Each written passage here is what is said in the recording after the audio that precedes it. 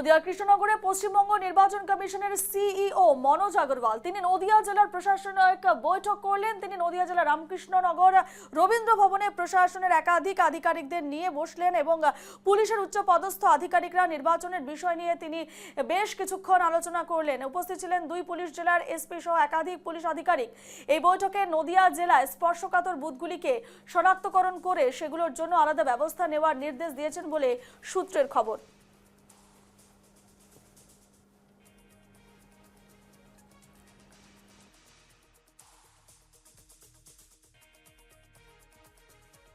ভাই যে ভোট করবেন কনস্টিটিউশন রাইট আছে একটা, প্রত্যেক যে এলিজিবল ভোটার রাইট আছে, ওরকম একটা ভোটার লিস্ট মধ্যে আসার পরে ফ্রি অ্যান্ড ফেয়ার ইলেকশন জন্য একটা পাবলিক রাইট আছে, ওটা ইলেকশন কমিশন এনশোর করবে প্রত্যেক মানুষের জন্য। এডমিনিস্ট্রেশন লোক ছিলেন, আমাদের অনেক আলোচনা হয়েছে গাইডলাইন্স নিয়ে, ল নিয়ে, রুল নিয়ে, কার কি ডিউটি আছে, কার কি আছে রেসপন্সিবিলিটি আছে, কার কি অ্যাকাউন্টেবিলিটি আছে, সব আমরা বললাম যেটা আছে। আমাদের খোলামেলা আলোচনা হলো, গোটা প্রশাসনই এখানে ছিল, ওসি থেকে, ডিএসপি থেকে, এসপি থেকে, আইজি, ডিআইজি, এডিজি, তারপরে আপনার আরও বিডিও, আপনার যে আছে ডিও, সবই ছিলেন এখানে, এডিএম, এসডিও সব ছিলেন। আমরা ইসিআই থেকে লোক এসেছিলেন, প্রিন্সিপাল সেক্রেটারি ও সেক্রেটারি, আমাদের যে আছে অবজারভার ছিলেন এখানে। সব মিটিং হলো, আমাদের সুষ্ঠুভাবে মিটিং হলো। আর আমি আশা করি একদম ফ্রি ফেয়ার পিসফুল ইলেকশন হবে, যেখানে কোনো ঘটনা হবে খুবই প্রম্পট অ্যাকশন হবে। জানবো, আমাদের সঙ্গে এই মুহূর্তে সরাসরি রয়েছেন আমাদের প্রতিনিধি তন্ময় ভট্টাচার্য। তন্ময়, পশ্চিমবঙ্গ নির্বাচন কমিশনের সিইও মনোজ আগরওয়াল নদিয়া জেলায় এক প্রশাসনিক বৈঠক করেন।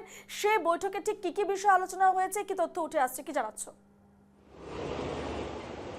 দেখো, মূলত নদিয়া জেলার রবীন্দ্র ভবনে কিন্তু মনোজ আগরওয়াল পশ্চিমবঙ্গের সিইও নির্বাচন আধিকারিক, তিনি কিন্তু এসেছিলেন এবং এসে কিন্তু দুই জেলার অর্থাৎ কৃষ্ণনগর পুলিশ জেলা এবং রানাঘাট পুলিশ জেলার সমস্ত পুলিশ আধিকারিকদের নিয়ে তারা বসেছিলেন এবং সেই সাথে জেলা শাসক এবং অতিরিক্ত জেলা শাসক সহ একাধিক যে সমস্ত বিডিও আছে তাদেরকে নিয়েও তিনি বসেছিলেন।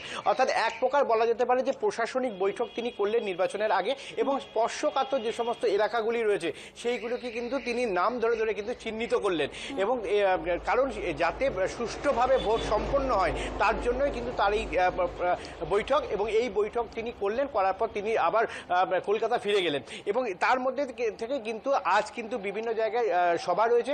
এবং আরেকটা কথা বলা উচিত, সেটা হচ্ছে গতকাল তিনি যখন বৈঠক করলেন সেই বৈঠক করার আগে কিন্তু তিনি বিভিন্ন রাজনৈতিক দলের যারা নেতা বা জেলা সভাপতি রয়েছে তাদেরকে কিন্তু ডেকেও তিনি এই বৈঠক কিন্তু তার আগে করেছেন। অর্থাৎ এই সুষ্ঠু এবং শান্তিপূর্ণভাবে যাতে নির্বাচন সম্পন্ন হয় তার জন্যই কিন্তু তার এই বৈঠক এবং কাল তিনি এই সবার সাথে এসে বৈঠকটি তিনি করলেন। বেশ, ধন্যবাদ তন্ময়।